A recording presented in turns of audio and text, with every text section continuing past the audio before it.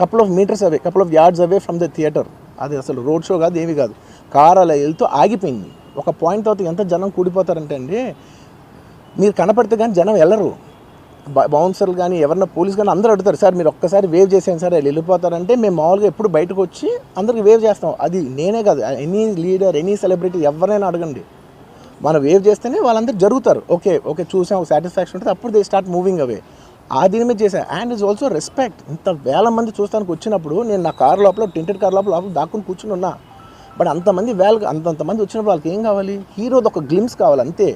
అది కూడా ఇవ్వకపోతే నేను ఎంత యారగెంట్ కింద ఉంటుంది. ఇంతమంది ప్రేమ చూపిస్తే నేను కాలు కూర్చున్నారులే అనుకుంటాను నేను. అరే నేను బయటకు వచ్చి ఒక్కసారి వాళ్ళందరికీ థ్యాంక్ యూ ప్లీజ్ పదండి ఇలా అంటుంటా. మీరు చూడండి నా జస్టిస్ అని చూడండి. ఇలాంటే ఇలా పదండి నేను చెప్తేనే వాళ్ళు వెళ్తారు. అది పోలీసులు కానీ బౌన్సర్లు అందరూ, మేనేజ్మెంట్ అందరూ అడుగుతారు, సార్ మీరు చెప్తేనే వింటారు, ఒక్కసారి మీరు చెప్పండి అంటే మేము వచ్చి బయటకు వచ్చి ఇలా వేవ్ చేసి ఇలా అంటే వాళ్ళందరూ జరుగుతుంటారు. That is how we went in to the theatre. And థియేటర్కి వెళ్ళిన తర్వాత what I wanted to say is that there's a misinterpretation అనుకోండి, మిస్ఇన్ఫర్మేషన్ అనుకోండి, ఫాల్స్ ఇన్ఫర్మేషన్ అనుకోండి, ఏమనుకోండి, it is no road show, it is no procession. Just థియేటర్కి వెళ్తుంటే జనాలు ఎక్కువ బయటకు వస్తే జస్ట్ అలా వేవ్ చేసి మళ్ళీ లోపలికి వెళ్ళిపోయి మళ్ళీ థియేటర్ లోపలికి వెళ్ళిపోయాం. అండ్ థియేటర్ లోపల మేము సినిమా చూసిన కొంచెం సేపటికి, సార్ నా వర్క్ అసలు ఏ పోలీసు కానీ ఎవ్వరూ నాకు వర్క్ అసలు నన్ను కలవలేదు, నాతో ఏం చెప్పలేదు. నాకు చెప్పిందల్లా అది పైగా మా మేనేజ్మెంట్ సైడ్ నుంచి వాళ్ళు మా వాళ్ళు వచ్చి చెప్పింది ఏంటంటే, సార్ బయట ఓవర్ క్రౌడ్ అవుతుంది, మీరు దయచేసి వెళ్ళిపోండి అని చెప్పారు.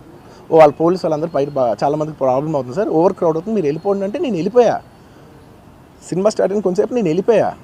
నేను మా వైఫ్ అందరూ మేము బయటకు వచ్చాము అంతే. నాకు అసలు ఆ తర్వాత నెక్స్ట్ డే నాకు తెలిసింది, ఒక లేడీ ఇలా ఉందంట, కళ్ళు తిరిగి పడిపోయిందంట, ఆ తర్వాత ఆవిడ పాపం చనిపోయిందంట, ఇలా ఒక కిడ్ ఉన్నాడు అంటే నేను షాక్లోకి గురయ్యా. అంటే నాకు తెలియదు అసలు, నెక్స్ట్ డే వరకు నాకు అసలు తెలీదు. I had no idea. ఎందుకంటే నేను నా పిల్లోనే పక్కన పెట్టుకున్నా, నా వైఫ్, నా కొడుకు, నా కూతురు థియేటర్లోనే ఉన్నారు. నాకు తెలీదు. నిజంగా అలా జరుగుండి ఉంటే, నాకు తెలుసుండి ఉంటే నేను వాళ్ళు తీసుకుని వెళ్ళిపోతాను కదా, మినిమం కదా, ఎవరైనా వాళ్ళ పిల్లలు వాళ్ళు తీసుకుని వెళ్ళిపోతారు కదా. నాకు తెలియని కూడా తెలియదు. సరే పిల్లలు వాళ్ళు చూసుకుంటారు, మనం వెళ్ళిపోతే క్రౌడ్ క్లియర్ అయిపోతే, ప్రాబ్లమ్ సాల్వ్ అయిపోతే నేను వదిలేసి వెళ్ళిపోయా. అలాంటిది నాకు తెలిసి కూడా నేను సినిమా చూస్తూ ఉన్నాను, ఇలాంటి ఫాల్స్ అలిగేషన్స్ వస్తే చాలా బాధ వేస్తుంది. పిల్లలు ఉన్నారు సార్, పిల్లలు వదిలేసి వెళ్ళిపోతాను నేను. నాకు నా పిల్లలు అంటే ఎంత ఇష్టం తెలుసు, ఎవరైనా ఉంటారు కదా, తీసుకుని వెళ్ళిపోతారు కదా. అలాంటి నాకు క్లూ కూడా లేదు. నేను ఇంటికి వెళ్ళిపోయిన తర్వాత నేను వెళ్ళిపోయిన నెక్స్ట్ డే నాకు మార్నింగ్ తెలిసింది చనిపోయారంటే షాక్ అయ్యాను నేను. షాక్ అయ్యి ఇమీడియట్గా నేను బాస్కు ఫోన్ చేశాను, మా బన్నీ వాసుకు ఫోన్ చేసి, వాసు ఇమీడియట్గా హాస్పిటల్కి వెళ్ళి వాళ్ళని కలువు, నేను వస్తానంటే సార్ నేను మొత్తం అక్కడ వెళ్ళి సెట్ చేసి వస్తాను, వాళ్ళందరూ ఎమోషనల్గా ఎలా ఉన్నారు ఏంటో మనం ఫస్ట్ చెక్ చేసుకున్న తర్వాత మీరు దిగాలి, ఒక నిమిషం ఆగండి సార్. వెళ్ళిపోయిన తర్వాత వాసు నేను వస్తానంటే, సార్ మీరు రావద్దు ప్లీజ్, దయచేసి మీరు హాస్పిటల్ రావద్దు, ఇక్కడికి గందరగోళం అయిపోతుంది, నిన్న నైట్ మీరు థియేటర్కి వెళ్ళారు, ఇష్యూ అయింది, చాలా ప్రాబ్లం అయింది, ఇప్పుడు మీరు హాస్పిటల్కి వచ్చి మళ్ళీ ప్రాబ్లం అయితే మాత్రం సార్ చాలా ప్రాబ్లం అవుతుంది సార్, నేనే వాళ్ళని కొంచెం వాళ్ళ రిచువల్స్ అవన్నీ అయిపోయిన తర్వాత మీ దగ్గర తీసుకొస్తానని చెప్పాడు. ఓకే అని వెయిట్ చేసేసరికి ఇమీడియట్గా ఏం చెప్పాడు, సార్ ఏమనుకోవద్దు, వాళ్ళు మీ మీద కేసు ఫైల్ చేశారు, ఇప్పుడు మీరు వాళ్ళు కలవడానికి లేదంటే నేను మా లీగల్ టీం అదేం పర్లేదు వాసు నేను వచ్చేస్తాను, నేను కొంచెం మూర్ఖంగా మాట్లాడుతుంటే, సార్ మా లీగల్ టీం చాలా స్ట్రిక్ట్గా చెప్పింది, sir they filed the case on you, మీరు ఇప్పుడు వెళ్తే legally it is not right thing to do, please don't go అని చెప్తే అప్పుడు ఆగాల్సి వచ్చింది.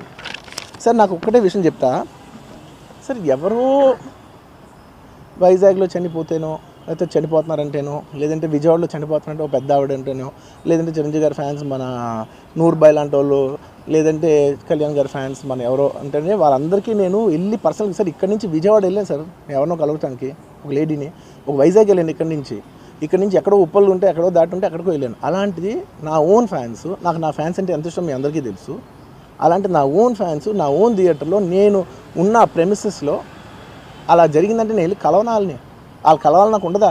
అది మినిమం కదా. అసలు ఎవడైనా వెళ్ళి కలుస్తారు, ఎందుకు కలవను నేను కలవపడడానికి ఓన్లీ రీజన్ ఏంటంటే I'm tired, I can't go. అంత మాత్రం నేను స్పందించలేదు అని అనడానికి కూడా లేదు. సో నాకు ఏం చేయాలో తెలియక నెక్స్ట్ డే సరే వాసు మనం వెళ్ళకపోతే బాగోదు, ఏం చేయాలో తెలియక అప్పటికప్పుడు ఒక వీడియో పెట్టా. ఎందుకంటే నేను కూడా షాక్లో ఉన్నా, జెన్యున్లీ నేను కూడా షాక్లో ఉన్నా.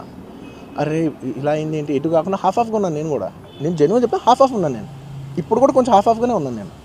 నాకు తెలుస్తుంది నేను కరెక్ట్గా సెంటర్డ్గా లేను, కొంచెం ఆఫ్లోనే నాకు తెలుస్తుంది. ఎనీవేస్ నెక్స్ట్ డే నేను ఒక వీడియో పెట్టా, సరే to at least show that I'm there. It's not even about the money, అంటే it is just money is just gestures to show that I'm willing to do something అని చెప్పడం కోసం. ఆ తర్వాత మేము ఏం చేయొచ్చు, యూనో